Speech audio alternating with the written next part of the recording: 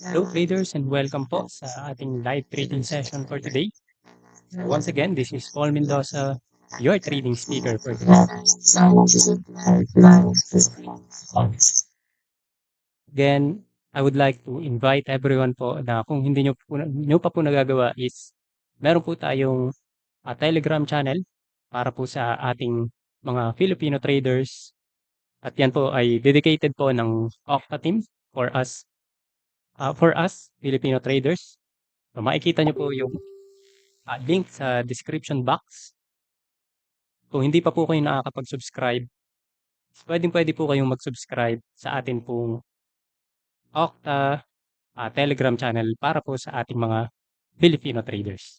Okay? And before we start, let me know po kung naririnig niyo po ba ako ng maayos. So please type 1 sa atin pong live chat box.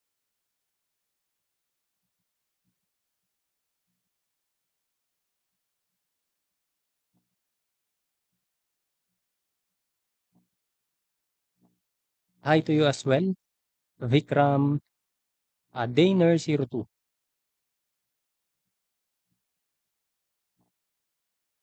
Please let me know if you can hear me well. Please type 1.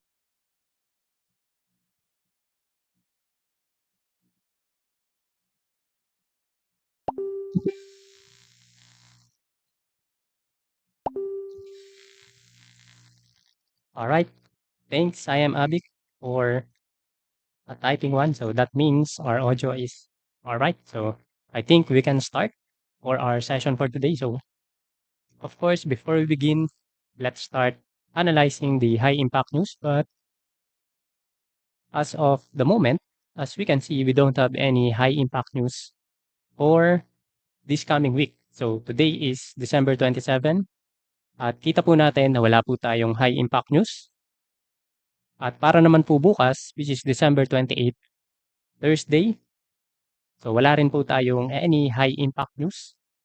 And on December 29, which is on Friday, is wala rin po tayong high impact news kahit isa.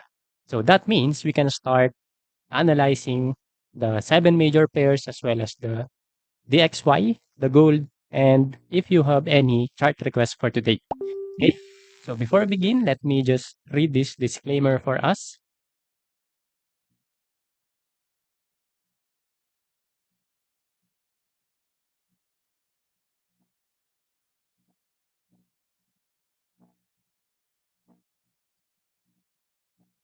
All right, please give me one moment, please.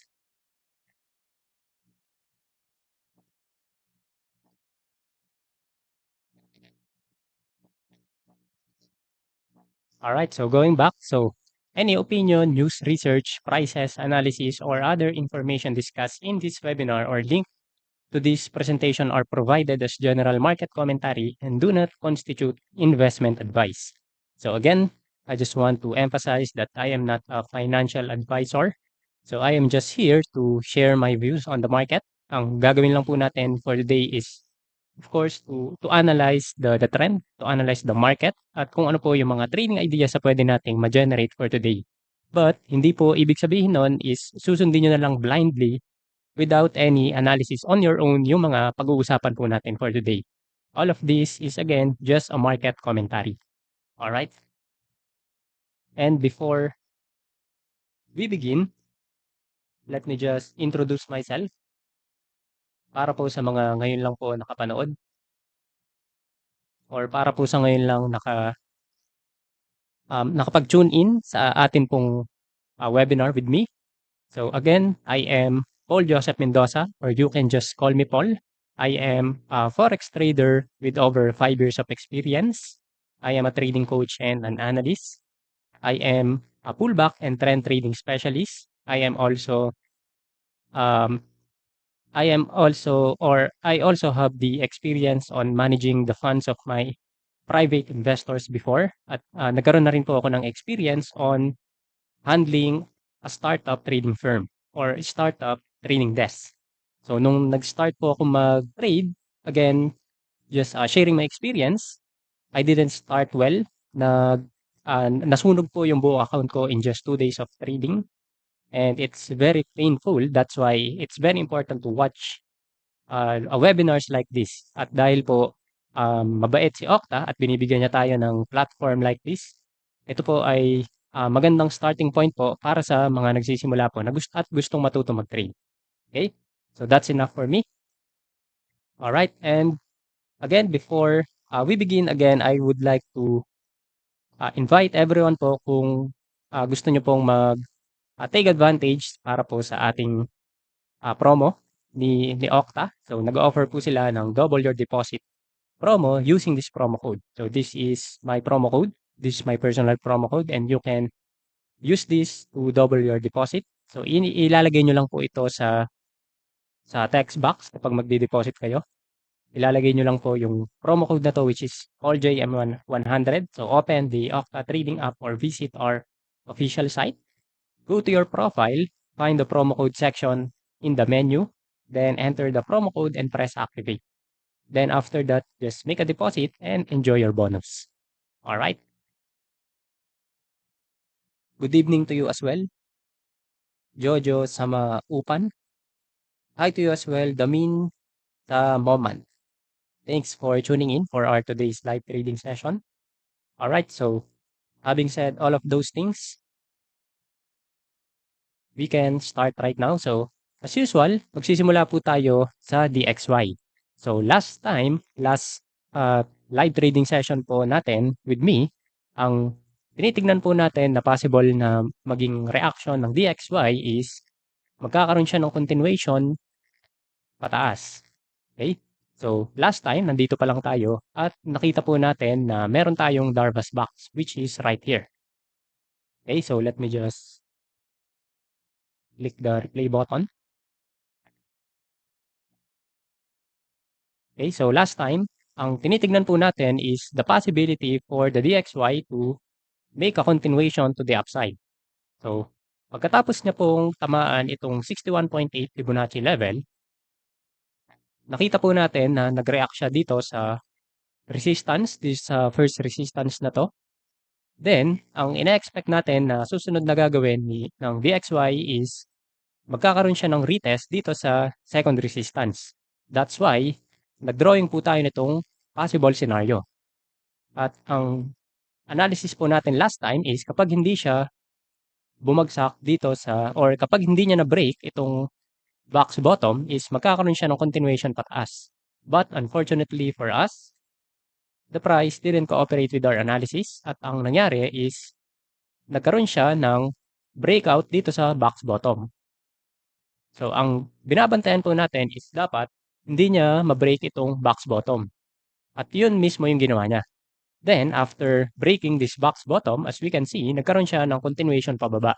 At dumire-diretso siya hanggang bumalik siya dito sa zone ng 61.8 and 78.6 Fibonacci level. So right now, the price is looking to retest this 78.6 Fibonacci level. And pwede po tayong magkaroon ng short bounce kapag nag-retrace siya dito or kapag tumama na siya dito. But overall, as we can see, the price is creating a lower highs and a lower lows. So clearly, if we take a look at this right now, ang pattern na ginagawa ng price is nagke-create siya ng lower highs and lows. So long-term view for the DXY, I am not bullish anymore for this pair.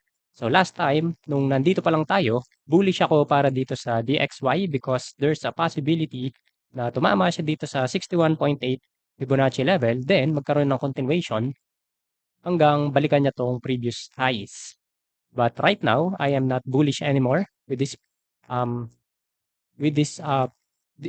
dito po sa US dollar index because as we can see, the price is now creating a lower high and low.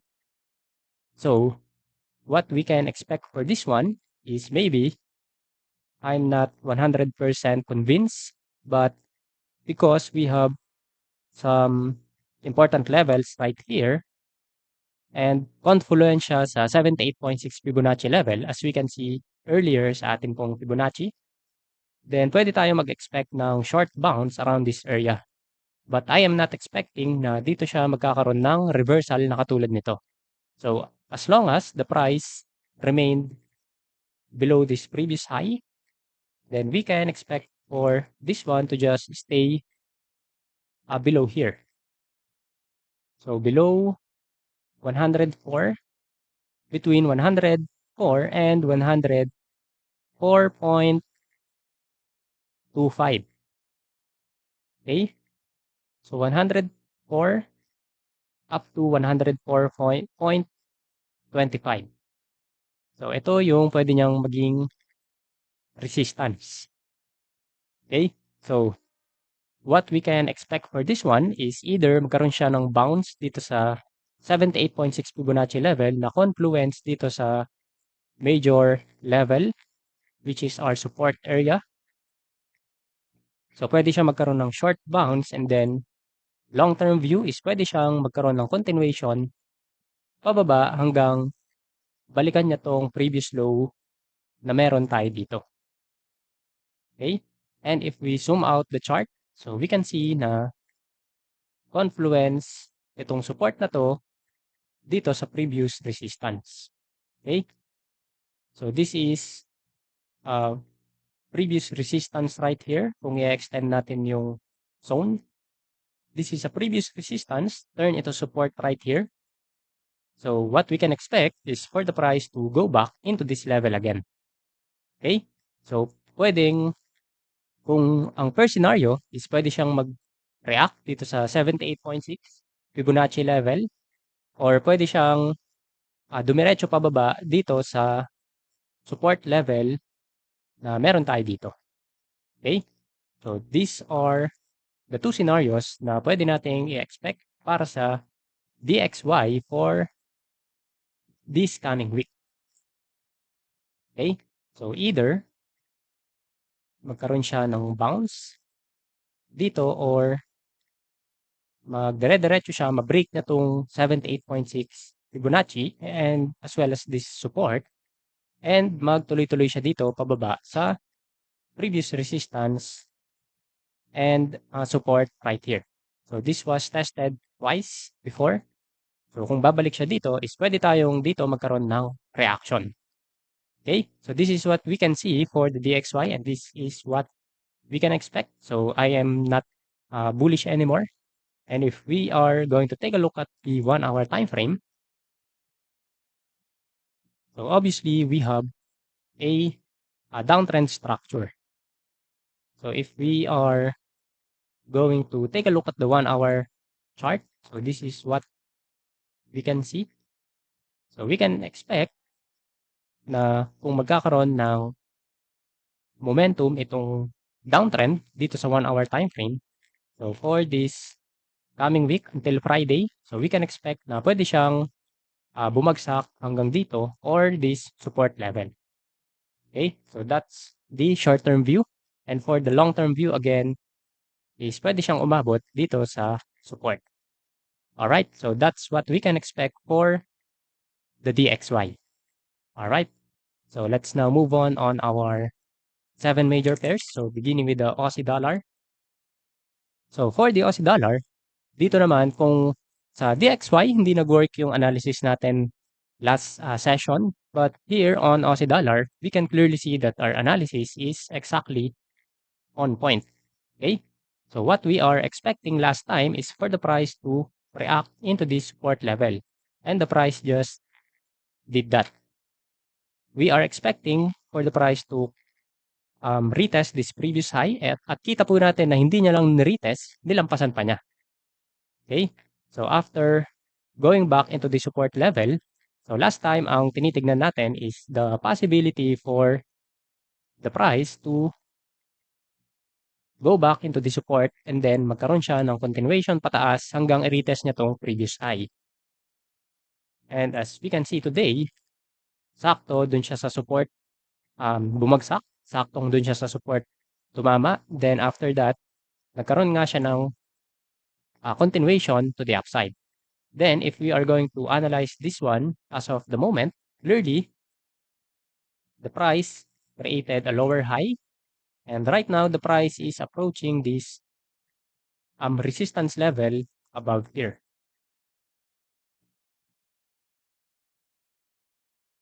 Okay, so the price is actually retest na po siya. Nag-retest na po siya dito sa resistance zone. But I am expecting um, na pwede pa siyang umabot maybe up to this level dito sa previous high na to, which is right here. Okay? So, ang expectation ko po dito sa Aussie dollar is kapag umabot na siya dito sa resistance zone, so ngayon po nire-retest niya na, and as we can see, nagkakaroon na siya ng doji. So after creating this doji candle, so this is an indecision candle. So either a breakout from the top or a breakout from the bottom ang pwede maging confirmation nitong doji na to. But as we can see, as of the moment, tinatry lampasan ng itong candlestick na to, itong doji na to. But as we can see, this is not yet finished.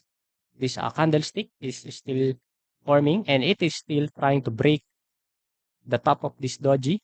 So kung malalampasan nitong candlestick na to, itong doji na to, then mangyayari po yung analysis natin or yung expectation natin na pwede siyang umabot dito sa previous high, itong Aussie dollar. Then after, let's say na umabot siya dito, then what we can expect for this pair is for it to make a retracement. Then the price could go back here from its previous high. And this resistance could act as support, as a new support. And this previous resistance, as we can see, was tested multiple times in the past. Okay, so this is a previous support at naging support dito, then naging resistance dito. Then as we can see, the price is now or the price has already broke it. Then if the price resisted or reacted into this resistance zone, pwedeng mag-expect tayo ng retracement at dito siya babalik sa previous resistance at magiging support. Okay, so this is what we can expect for the Aussie dollar. So I am still expecting a little push to the upside before going back down. Okay, so this is what we can expect for the Aussie dollar for this coming week. Okay, so obviously nagkaroon tayo ng completion sa 1, 2, 3 pattern. So this is also one of the reasons kaya nag-expect tayo na pwede siyang magkaroon ng retracement after completing this 1, 2, 3 pattern. Okay, so I am not bullish in the Aussie dollar for this coming week, but I am still expecting a little push higher to the upside before completely going back down. Okay, and para po sa ating day trading time frame, sa 1 hour time frame, so we are still uptrend sa 1 hour time frame. So as you can see, we still have these higher highs and lows. At kung mangyari man po yung ine-expect natin na aabot siya dito sa white line, which is our previous high sa ating pong 1 hour time frame, then we can expect na pwede pa siyang umakyat hanggang dito. At right now, up until this white horizontal line, so pwede pa tayong mag-expect ng up to 47 pips. So pwede pa pong umakyat ng 47 pips si Aussie dollar on the 1 hour time frame kung kung aakyat pa po siya dito sa resistance zone na nakita natin from the 1 hour time frame. Okay? So kung gusto po nating i-take advantage yung opportunity ni Aussie dollar na umakyat ng 47 pips, so clearly, as we can see, the price broke this previous resistance and then it became support. So after breaking this resistance, the price pulled back, and as we can see, the price made a continuation. So right now, nagkaroon na siya ng pattern like this. So what we want to see here is for the price to make higher push before retracing back, or a possible continuation again to the upside until it reach this white horizontal line. Okay, again, so this is on the 1 hour time frame, and this is what we can see for the Aussie dollar. All right, so for our next pair, we have euro dollar. And for the euro dollar, so dito po sa euro dollar, hindi ko po ina-expect na magkakaroon siya ng breakout dito sa previous high. But last trading session po natin is nakita rin po natin yung opportunity na magkaroon siya ng bounce dito sa support level. So last time, ang tinitignan natin is pwede siyang mag-react dito according to our drawings. Ang tinitignan natin is kapag nag-retrace siya dito sa support, pwede siyang magkaroon ng continuation or bounce of the support level at pwede siyang umabot hanggang dito. Pero hindi na po natin ine-expect na aabot pa siya dito sa previous high. Pero as we can see today, umabot siya dito sa previous high at nalampasan pa niya. So that means malakas po yung mga buyers para dito sa euro dollar. And as we can see, the price is creating a 1, 2, 3 pattern. Okay, so right now, we can see that the price has already broken this previous high with this candle. So kung breakout trader po kayo, then malamang is naka-position na po kayo dito sa breakout candle. At siguro yung iba malapit na po sa TP nila, katulad nito. Kung ganito po yung setup natin, which is just a 1:1 risk to reward ratio, then we are up na po tayo ng 17.4 pips. But if you are not a breakout trader, then obviously you are waiting for the price to make a higher push like this. Okay? So, personally, what I want to see for the euro dollar is to make a higher push. Then what I will do next is I will wait for the retracement like this or a possible continuation. But as of the moment, what we can see for this one is there's a possibility for the price to go back into this resistance zone. Okay, so as we can see, we have this previous high right here, and this is where the price could go next. And this previous resistance has a confluence right here, which is our previous support. So again, this level was tested multiple times in the past. So we have 1, 2, 3 retest or tests from this resistance zone. And if the price goes back into this level, then we can expect that the price would go back down to this previous resistance, and this resistance could act as our new support. So ito po yung possibility na nakikita natin para sa euro dollar. Okay? For this coming week. So for this coming week, so since we are expecting a push to the upside until it reach this resistance, so I am bullish for the euro dollar for this coming week. Okay, so this is our long-term view. So for our short-term view, which is on our 1 hour time frame, so we can see that we have an uptrend. So for the 1 hour time frame, so this is the price is at right now. So pwede po tayong mag-take advantage ng pag-akyat niya hanggang dito sa resistance. So since we are expecting on our higher time frame, we are expecting that the price could go back up into this resistance zone. So that means sa lower time frame, pwede tayong maghanap ng mga buying opportunities. And right now, as we can see, the price is on an uptrend sa 1 hour time frame, which is confluence between our 1 hour time frame and on our daily time frame, which is a good opportunity for us to look for a buy setup. Okay, so right now we don't have any buying opportunity yet, but if the price goes back into the support, then this is a good opportunity for us to look for long trade here on the 1 hour time frame. Okay, so this is what we can expect for the euro dollar. All right, and for our next pair, we have pound dollar. So dito naman sa pound dollar, ang ina-expect po natin, similar to euro dollar, is magkaroon siya ng retracement dito sa support. Then after retracing into the support level or after pulling back into this support, we are expecting a continuation to the upside. Pero hindi niya po tinamaan itong support level na to.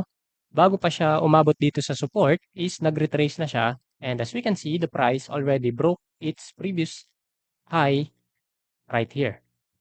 So if we are going to analyze this one today, so we can clearly see that the price created its 1, 2, 3 pattern, and then the price created an immediate pullback.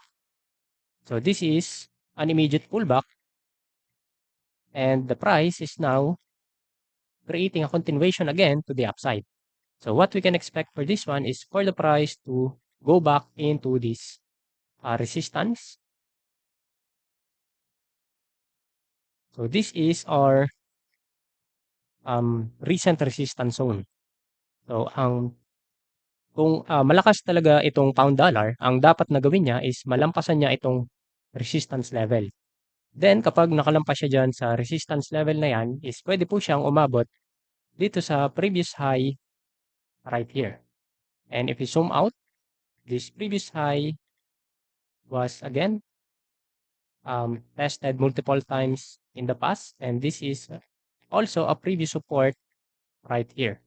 So it's a previous support right here became resistance, and then became resistance again right here, and the price is now trying to go back to this level again. Okay? So kapag nalampasan po ng price action itong current resistance na kinalalagyan niya ngayon, is pwede po siyang umabot dito sa next resistance na to. Okay? So what we want to see here is for the price to break this recent or this current resistance zone.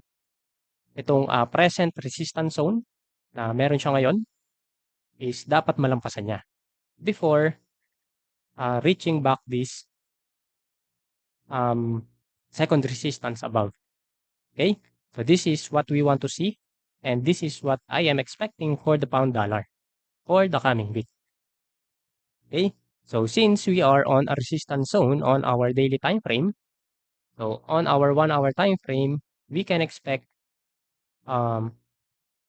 maybe a possible entry to the downside. So as we can see, we have this trend line right here. Pero nalampasan na siya ng price, and the price is also creating a trend line right here. So we have a triangle pattern, right? So we have a triangle pattern on our 1 hour time frame. So that means kung naghahanap po tayo ng selling opportunity dito sa 1 hour time frame, so hindi na po ideal. Hindi na po pala ideal na magkaroon ng sell trade dito sa 1 hour time frame because of this because of the breakout dito sa triangle pattern. So instead of looking to short, we can take advantage para po dito sa momentum na nakikita natin ngayon, and confluence dito sa triangle pattern. Again, this is 1 hour time frame.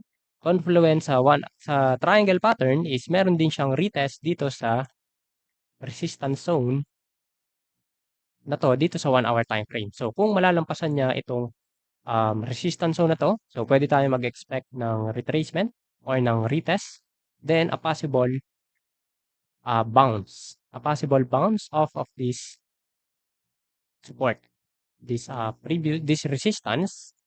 Kapag nalampasan is as usual magiging support. So ito po yung pwede nating tignan dito sa 1 hour time frame ng pound dollar. Pero kung hindi niya malampasan itong resistance level na to, then that means magiging valid pa rin yung opportunity for us to take a short trade. So kaya ko po nasabi na pwede tayong mag-take ng short dito sa 1 hour time frame. It's because nasa loob po tayo ng resistance level ng daily time frame. Okay? So this is how we can combine both lower and higher time frame. Okay?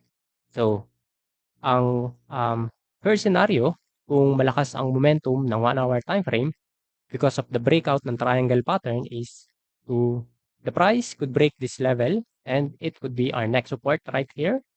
But the second scenario is the price could react into this resistance zone and the price could go back down again. Okay, so the price could go back down and it could retest this trend line that we have right here. All right, so these are the two scenarios that we can see here for the pound dollar. Okay, again, this is on our short-term view. On our long-term view, we are expecting for this one to go back up into this resistance zone.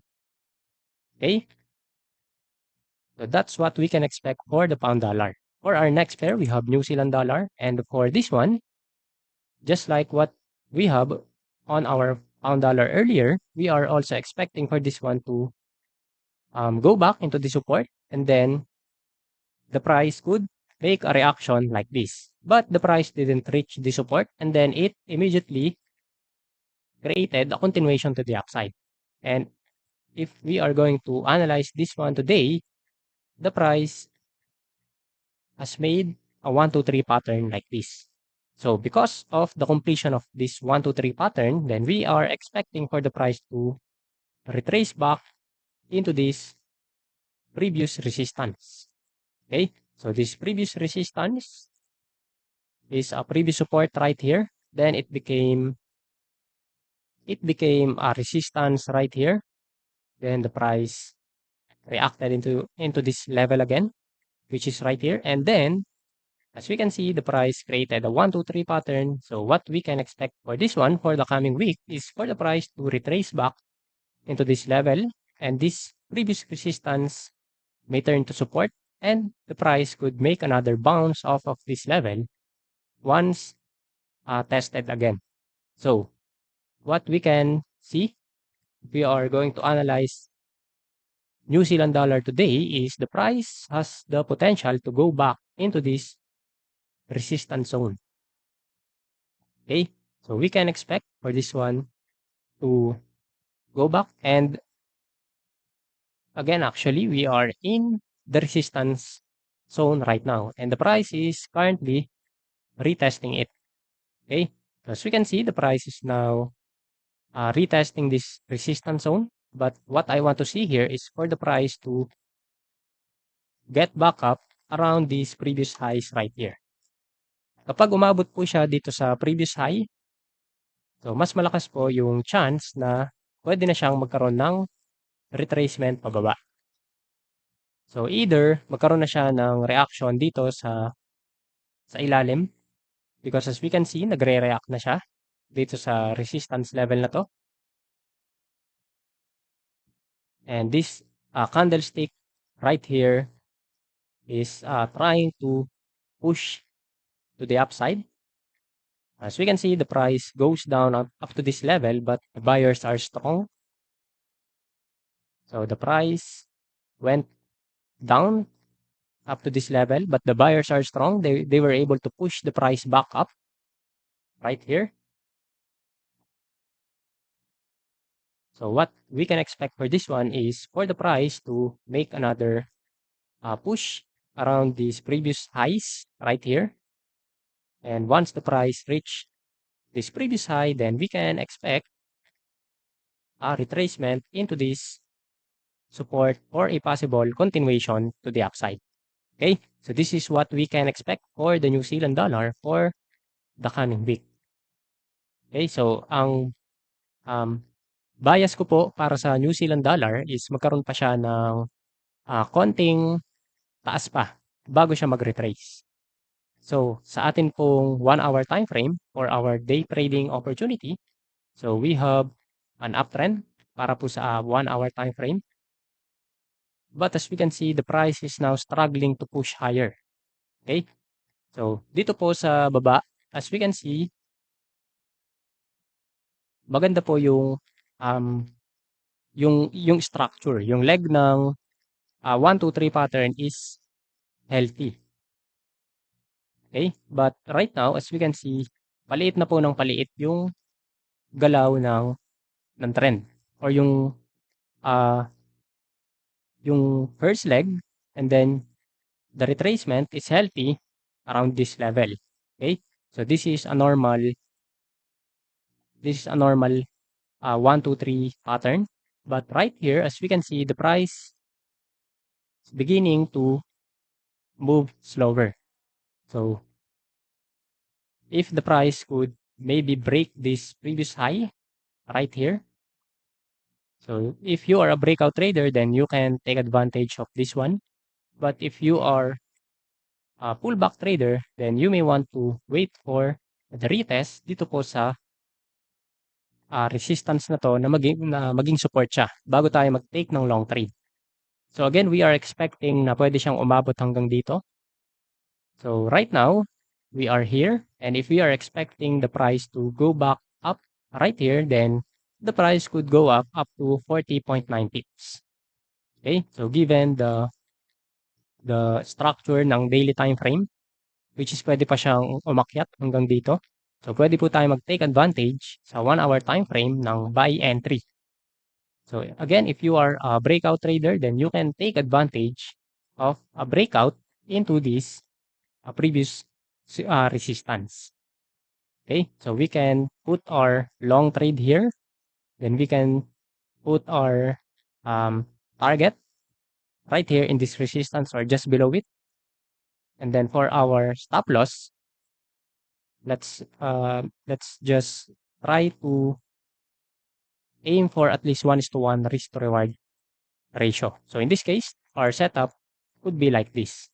But if you don't want to take a long trade for this pair right now, because again we are on the resistance zone, then what we can see is that the price is struggling to push higher, and this is the previous low that we have. So kapag ang kabaliktaran po ng continuation sa taas is ang breakout naman niya dito sa baba. So kapag na-breakout ng price, kapag nagkaroon ng breakout dito sa baba, magkakaroon naman ng opportunity yung mga sellers. So kung gusto po nating i-short ang New Zealand dollar is maghintay lang po tayo ng breakout dito sa baba. So this is the second scenario. Pwede po tayo maghintay ng breakout sa baba, and then pwede po tayo maghintay ng retracement, and then a possible continuation pababa. Or pwede po tayong maghintay ng structure ng lower highs and lows. Okay? Before committing to take a short trade. But as of the moment, there's no opportunity to go long or short. We just need to wait for the price to do its thing. Okay? Before deciding to enter this pair. Alright, so this is what we can see for the New Zealand dollar. Alright, so on to the next pair. So we have dollar Canada or dollar loonie. So for on our daily time frame last time, what we are expecting is for the price to go back into this box bottom. Based on our drawings, as we can see, we are expecting for the price to retrace into this previous low, this previous support, because we are on a big sideways or big consolidation. So dahil po nakakita tayo ng malaking consolidation at last time or the past trading sessions that we had, so nagkaroon tayo ng reaction or pullback or retest dito sa previous resistance, and then nagkaroon tayo ng expectation na babagsak siya at babalik dito sa previous support o dito sa malaking itong malaking Darvas box na to, pwede siyang bumalik dito sa box bottom. And true enough, as we can see, the price just did it. So the price broke this previous low, and ito rin po yung ina-expect natin. Then after the breakout, as we can see, the price goes down up to 201 pips. So this is a big move coming for the dollar Canada. So ang hinihintay na lang natin is yung retest dito sa previous low right here. And if we are going to take a look at this one right now, so pwede na siyang bumalik dito sa previous low. And this is our previous support. So if the price could go back down here, then we can expect another reaction because again, we are just moving sideways. Okay? So that's why we are just expecting na kapag bumagsak siya ulit dito sa ilalim, is magkakaroon lang siya ng bounce. Okay? But I am not expecting na babalik ulit siya dito sa taas. Kung magkakaroon man po siya ng bounce dito sa support, hindi na po ako nag-expect na babalik siya dito sa taas. Dahil kung titignan po natin is marami na po siyang nabuo na resistance. So this is our previous support at isa-isa niyang nilampasan. So this is our previous support. Nagkaroon siya ng support din dito pero nilampasan lang niya. At ngayon po, as we can see, nilampasan niya rin tong support na 'to. So that's why kung magkakaroon man siya ng retest dito sa previous low at kung magba-bounce itong price ng dollar loonie dito sa previous low, then I am expecting na pwede siyang umabot hanggang dito. Okay? So I am not expecting na babalik ulit siya hanggang dito sa ibabaw. Okay? So this is what we can see on our daily time frame. Sa atin naman pong 1 hour time frame, so I am looking for a short trade para po dito sa dollar loonie or the dollar Canada. As we can see, we have this 1, 2, 3 pattern. So the price could go back up into this resistance level. So kapag po nagkaroon ng retest dito sa resistance zone, then we can expect a possible continuation to the downside. Okay? So malinis po yung structure ng dollar loonie. At ito po yung magandang i-take advantage. Kapag po, remember in trading, kapag po malinis yung structure ng leg ng 1, 2, 3 pattern, ng mga impulsive moves at saka ng mga pullbacks, yun po yung magandang trade na i-take advantage natin. Hindi po katulad kanina, yung mga tinitignan natin sa 1 hour time frame, medyo magulo po yung structure. But this one right here is clear. Right? So malinis po yung pagkaka-form ng 1, 2, 3 pattern. That's why I am expecting for this one na kapag bumalik siya dito sa previous support, ay magiging resistance siya at magkakaroon siya ng continuation pababa. At pwede rin natin gamitin ang ating Fibonacci tool. And as we can see, this resistance zone, this potential resistance zone is confluence sa atin pong 50% Fibonacci level. Okay? So this is what we can expect for the dollar Canada para po sa ating day trading time frame. Okay? So again, sa atin pong long-term view, we are expecting for it to go back down into this support level. Okay? Then for our next pair, we have dollar Swiss. And for the dollar Swiss, so based on our drawing, we are expecting for this one to go back into the support. And true enough, as we can see, the price just retested the level. And as we can see, the price already broke it. And if we are going to analyze this one today, so clearly, the price created a 1, 2, 3 pattern. And the recent resistance that we have is around this level. So what we can expect for this one is for the price to go back into this previous support. And then the price could go back down again for a possible continuation to the downside. Okay? And if we are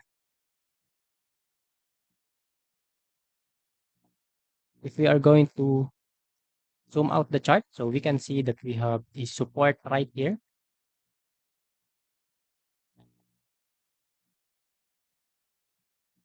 So this previous low has the potential to be our next support. So kung titignan po natin itong 1, 2, 3 pattern, so pwede po siyang bumagsak hanggang dito bago siya magkaroon ng continuation or pullback rather before the price could make these next moves. Okay? So, pwede po nating i-expect na pwede siyang bumagsak hanggang dito.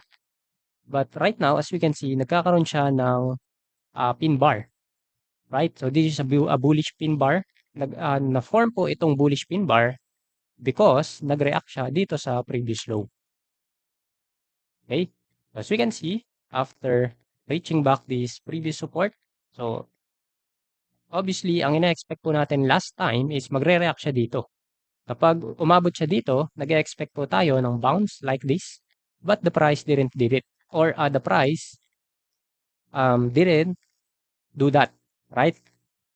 The price broke this level, this support level. And that's the reason why we are expecting for the price to retest this next support down here. Okay?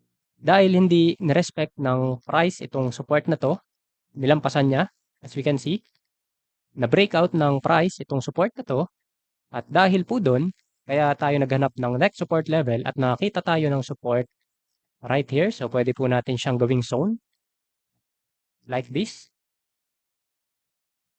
So, once the price reach the support level, so dito po tayo pwedeng mag-expect ng pullback at itong pullback is pwede siyang umabot either from this previous support like this or from this recent support right here. So, either an entry here or either an entry here. Okay, so either an entry from the first support. So let's just put a note on this one. So this is our first support.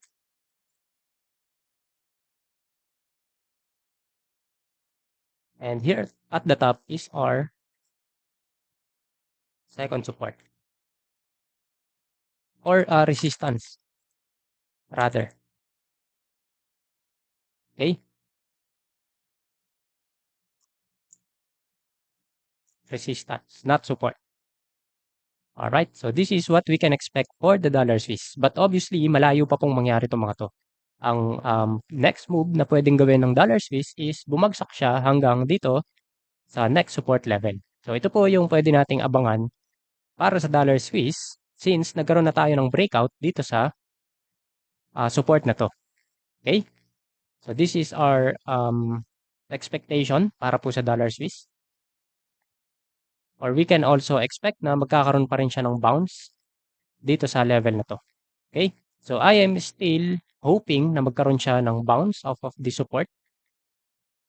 And the reason why is because meron siyang mga candlestick pattern such as this bullish pin bar. Okay? So I am still expecting a bounce off of this level.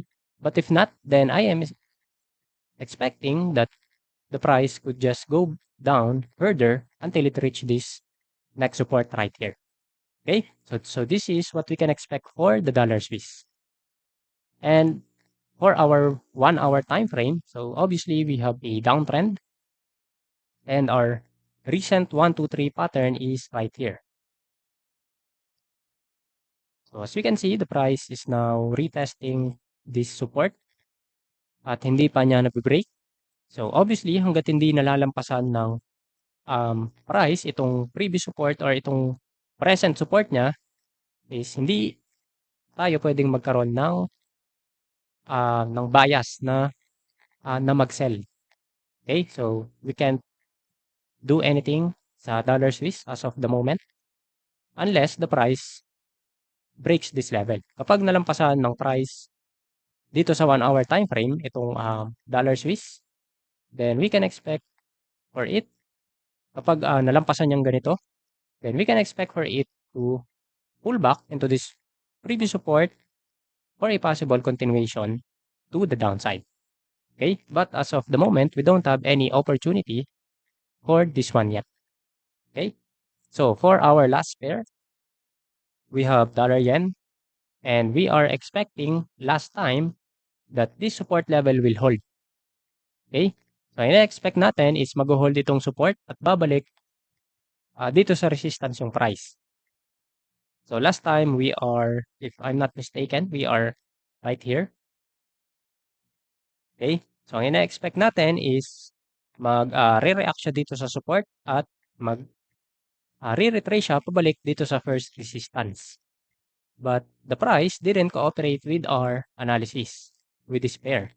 The price completely broke this support level. And if we are going to analyze this one today, so we can see that the price created a complex pullback. Okay, so this is what we call a complex pullback. So we are still above our previous low, which is right here. And because of this, we are still expecting a bullish scenario para po dito sa dollar yan.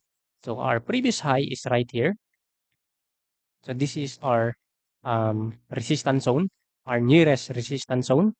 And the price is now creating a complex pullback. And if we use our Fibonacci tool, so we can see na nasa golden zone na po tayo ng Fibonacci retracement. So the price entered our golden zone, which is our 61.8 and our 78.6 Fibonacci level. And clearly, as we can see, the price is reacting into this golden zone, this Fibonacci golden zone. So what we want to see here is for the price to break this previous high, this previous lower high. And if the price could break this level, then we can expect for the price to climb back up into this resistance zone right here. So this is what we want to see because we are still uptrend, or the uptrend is still intact because we are still above this previous low. And this is the first scenario that we can expect. Okay? So because we are on our golden Fibonacci zone, we are expecting for the price to make a continuation to the upside. So ito po yung first scenario na pwede nating i-expect sa dollar yen. But the second scenario is that the price could go down up to this level. So this is the second scenario that we can expect for the dollar yen. So the price is right here as of the moment. So either magkaroon siya ng continuation pataas dahil nasa support na tayo, which is our 61.8 Fibonacci and 78.6 level. So that's the first scenario. But the second scenario is the price could go down further until it reach this previous low right here. Okay, so this is what we can expect for the dollar yen. And for our 1 hour time frame, so we can see that we are just moving sideways. But we have this big 1, 2, 3 pattern right here. So let me just change the color para po sa ating 1 hour time frame. So sa 1 hour time frame, clearly, we have this 1, 2, 3 pattern and the price. So after creating this 1, 2, 3 pattern, the price pulled back. Then after pulling back into this level, the price continued to go down. Okay? But as of the moment, as we can see, the price is just moving sideways. So the price created this big Darvas box. So we don't have any opportunity yet for our 1 hour time frame. Okay? So what we can do here is to wait. Kapag nalampasan niya itong top box, then that's an opportunity for us to take a long trade. Kung malampasan niya naman itong box bottom, then that's an opportunity for us to take a short trade on our 1 hour time frame. Okay? But again, on our long-term view, so this is our expectation. So either a continuation to at the top or a continuation at the bottom. Okay? So this is what we can expect for the dollar yen. So we also analyzed the possible scenario on the XAU USD or the gold market. And based on our analysis last time, we said that the price of gold could go up. And let's take a look if the price of gold go up indeed. And true enough, as we can see, what we are expecting for this one is for the price to react into this level. Okay? So last time, ang ina-expect natin is based on our drawing, ang ina-expect natin is magre-react siya dito sa 78.6 Fibonacci level. So this is a 78.6 Fibonacci. Then we are expecting for the price to bounce here based on our drawing. And we are expecting for the price to go back either from this resistance. This is our first resistance. And this is our second resistance at the top. Okay. And then as we can see right now, as of the moment, the price really reacted into the 78.6. And the price clearly go back into our first resistance. And right now, the price is trying to go back into our second resistance. So, hindi pa niya tinatamaan itong second resistance, pero malapit na. So, obviously, we can expect na pwede siyang umabot dito. So, what we can expect for the coming week para po dito sa gold market is if the price would go back up into our resistance zone. So, kapag nalampasan niya itong resistance zone, so this is also Darvas box pattern.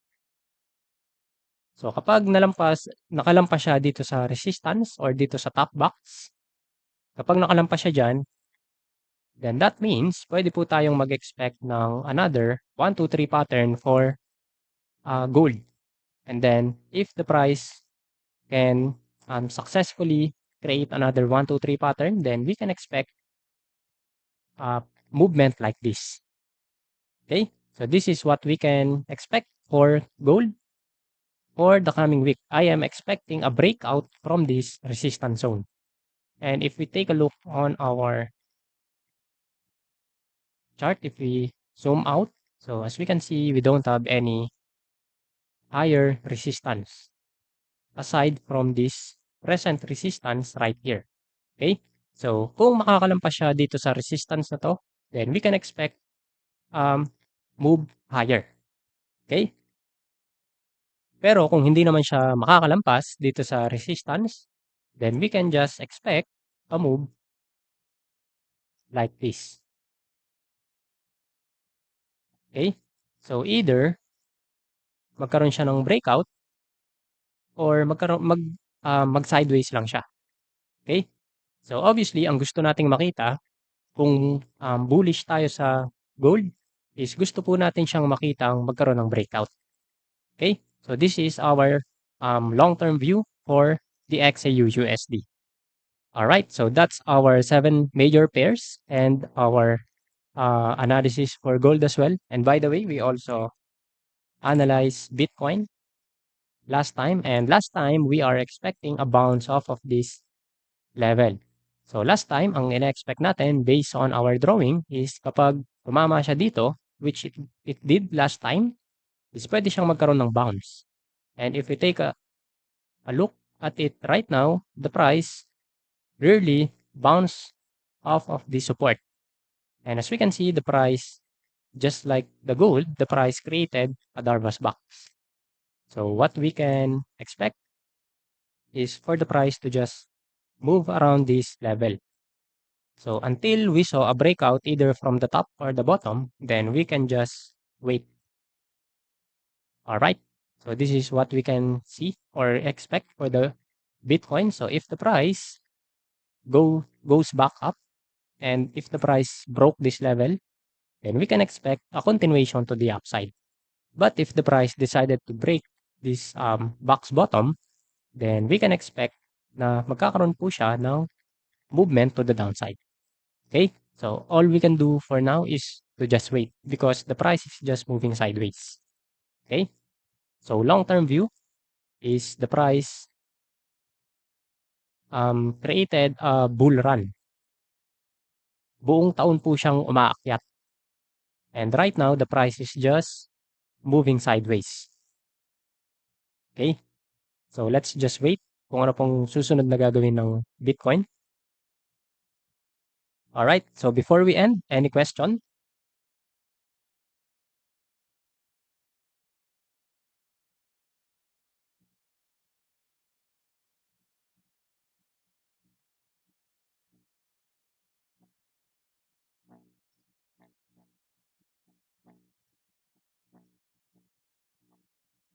Hi to you as well, acquaintance. And thank you for tuning in. in today's live trading session with me.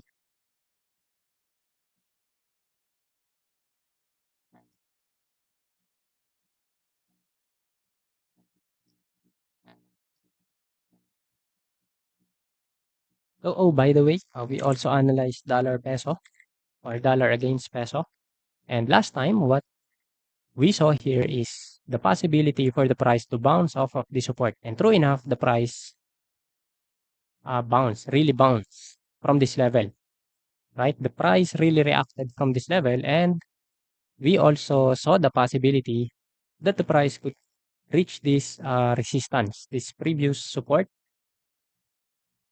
So pagkatapos po niyang balikan itong level na 'to, which is the 55.83 level, the price is now creating this long wick to the upside. So that means this resistance right here really push the price to the downside. So right now, the price of dollar peso is just moving around this level, this support and this resistance. So either pwede po siyang bumagsak ulit dito sa around 55.35 level after reaching 55.83 last time.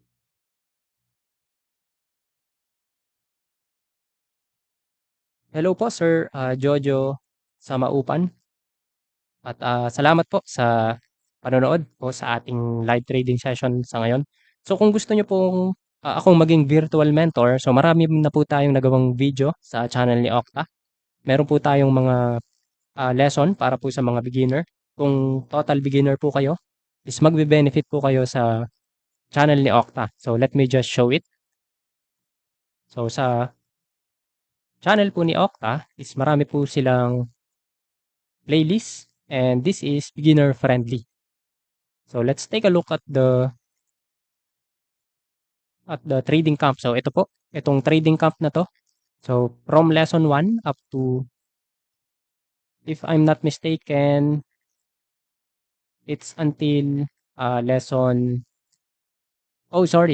lesson 1 to 6 po, yung sa akin is for beginners. Then yung susunod naman po is yung kay Sir Michael.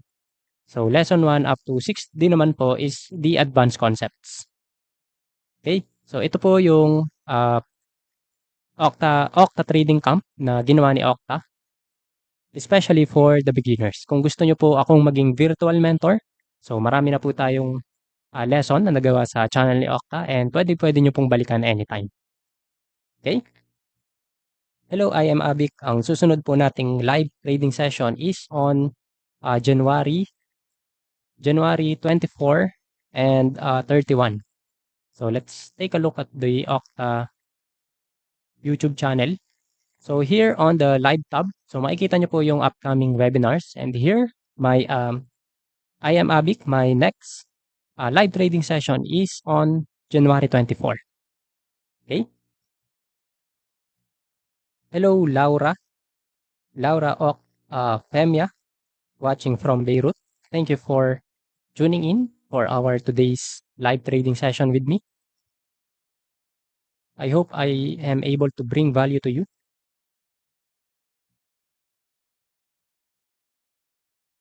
All right, so last question before we end.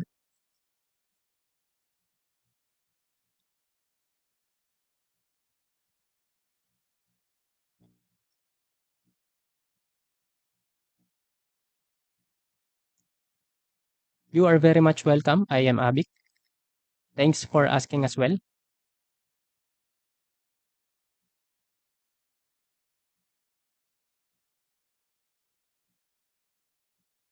All right, so if you don't have any question, then that's it for our live trading session for today.